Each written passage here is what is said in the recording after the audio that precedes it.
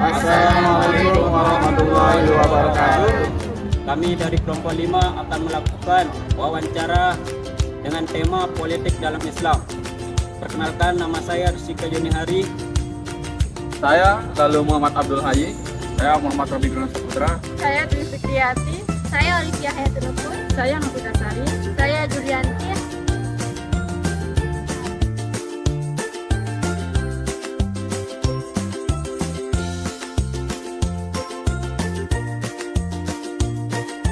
Jadi gini Pak, ingin menanyai tentang politik dalam Islam. Pertanyaannya, apakah sistem politik di Indonesia sudah sesuai dengan syariat Islam? Sistem politik di Indonesia. Ya.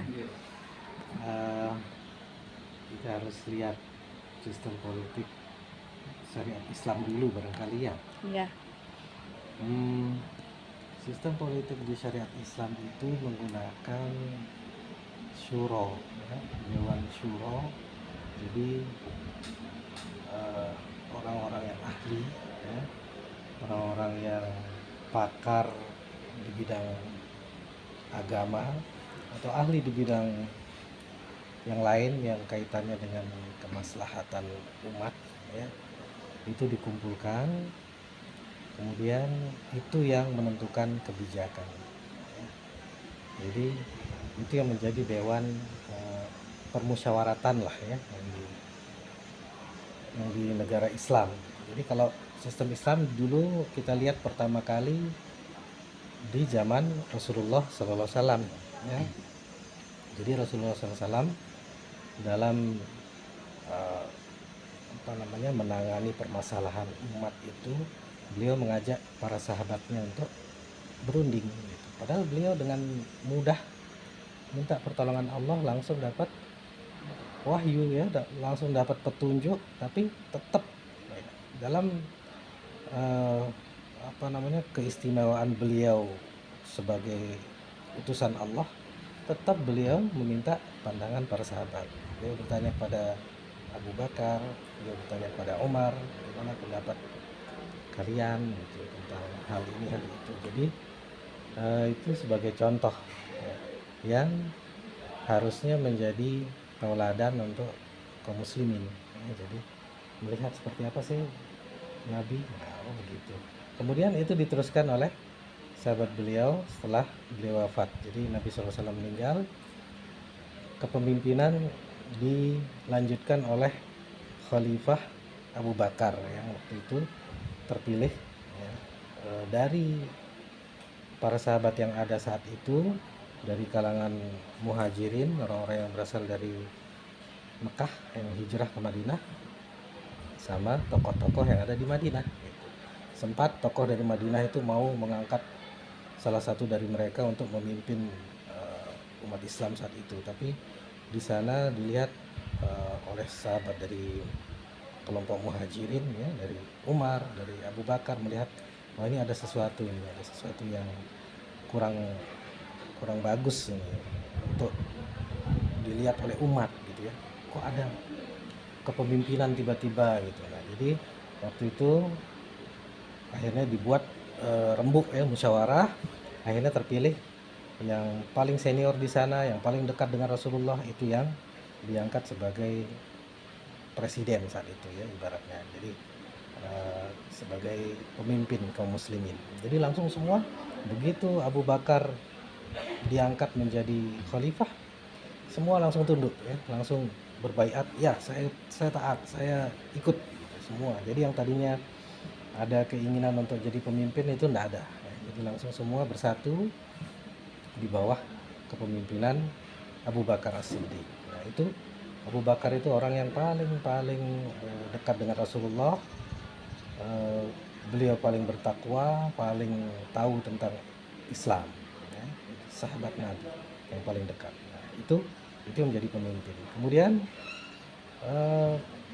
tren atau budaya kepemimpinan seperti itu dilanjutkan oleh Umar bin Khattab, ya. Setelah Abu Bakar As-Siddiq memimpin sekian tahun, dilanjutkan oleh Umar bin Khattab. Sebelumnya Abu Bakar memilih diajak teman-temannya, sahabat-sahabat terdekatnya untuk memilih siapa yang akan melanjutkan saya. Saya sudah tua ini, saya sudah sakit-sakitan gitu.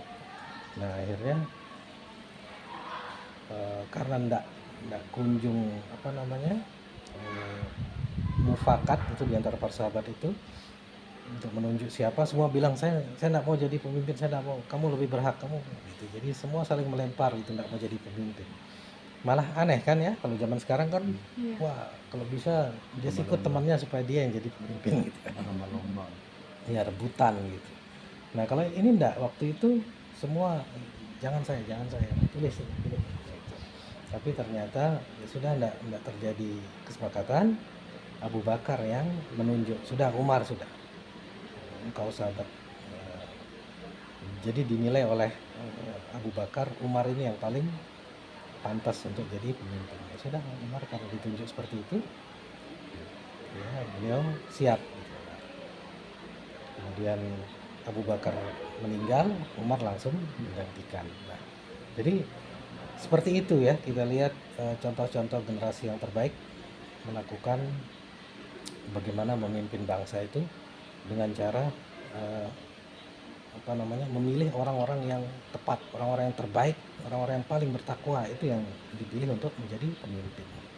Nah, cara memilihnya itu tidak harus dengan pemungutan suara, dengan apa. Jadi cukup dengan berembuk saja ya, dengan bermusyawarah. Karena yang ikut bermusyawarah itu hanya orang-orang terpilih, orang-orang yang terbaik yang ikut musyawarah. Nah, sekarang berbeda dengan sistem perpolitikan di negara kita. Ini menurut saya ya. Iya. Jadi kita menganut sistem demokratisme ya. Sistem demokrasi yang asalnya itu dari barat ya, demokrasi itu. Yaitu prinsipnya dari rakyat, oleh rakyat, untuk rakyat gitu. Sebenarnya kalau kita lihat sekilas itu sih seolah-olah bagus gitu ya, dari rakyat. Jadi semua apa-apa pemimpin itu dipilih oleh rakyat. Kesannya bagus ya. Kan kita juga lihat yang selama ini terjadi itu, presiden dipilih oleh rakyat, ya kan? Semua rakyat memilih. Tapi apa? Di sana itu orang-orang yang terbaik, orang-orang yang punya kapasitas untuk memilih itu tidak begitu berharga gitu ya. Suara mereka itu tidak begitu berharga. Kenapa? Ya, kita lihat aja. Jadi umur boleh memilih itu umur berapa minimal? Umur 18 kan? 18 sudah punya KTP, 17 itu umur seberapa itu? Itu umur tamat SMA ya? Tamat SMA atau masih SMA? kelas 3. Ya. Kemudian anak SMA itu karena punya KTP sudah bisa memilih pemimpinnya ya, memilih, gitu ya. Nah, sementara ada di sana seorang ahli, ya, seorang ahli, misalkan kita sebut ahli ketatanegaraan ya, seorang profesor, doktor, ahli hukum, ya, juga memilih sama, ya, memilih dengan satu suara. Jadi kelihatan di sini suara seorang yang ahli dengan suara anak yang masih baru SMA ya, belum tahu apa-apa tentang hukum ya, sama harganya di situ. Jadi apa yang terjadi? Ya sudah, siapa yang paling banyak gitu, yang paling banyak dukungannya itu dia yang menang gitu. Jadi siapa yang akan menjadi pemimpin adalah cerminan dari seperti apa rakyatnya itu. Gitu. Jadi seperti itu. Kalau menurut saya itu berbeda dengan bagaimana perpolitikan di dalam Islam.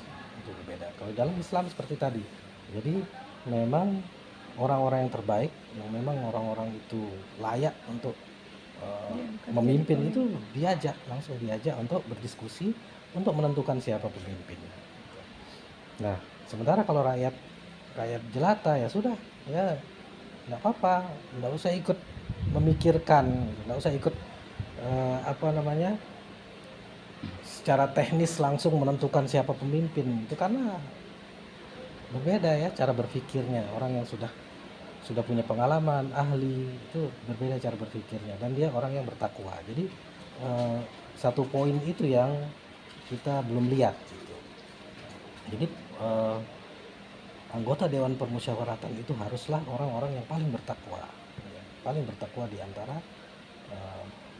yang ada di masyarakat, di antara warga negara. Jadi haruslah orang yang paling bertakwa itu yang menjadi anggota Dewan Perwakilan, Dewan Permusyawaratan itu untuk memimpin seorang pemimpin, memilih seorang pemimpin sehingga nanti keluar pilihannya itu orang yang terbaik. Kalau sekarang kan kita lihat aja, ya adik-adik bisa lihat sendiri siapa yang jadi calon, siapa aja bisa jadi calon anggota dewan ya, mau baru keluar dari rehabilitasi, mau baru keluar dari misalkan rumah sakit jiwa misalnya ya, asal dia punya uang bisa dia mencalonkan diri dan banyak yang milih gitu. Tapi kalau nggak ada milih ya nggak bisa juga jadi ya. Jadi sekarang ini siapa yang terkenal, siapa yang punya follower banyak, siapa yang punya pengaruh, itu yang bisa diangkat. Dia besar kemungkinan untuk terpilih menjadi anggota Dewan Permusyawaratan ya, untuk memilih pemimpin gitu. Tapi juga pemimpinnya di dalam negara kita ini juga dipilih oleh seluruh rakyat gitu. Jadi bukan lewat Dewan Permusyawaratan. Jadi intinya apa? Intinya berbeda, kalau menurut saya berbeda. Itu aja Pak. Itu aja. Terima kasih Pak. Yang ada.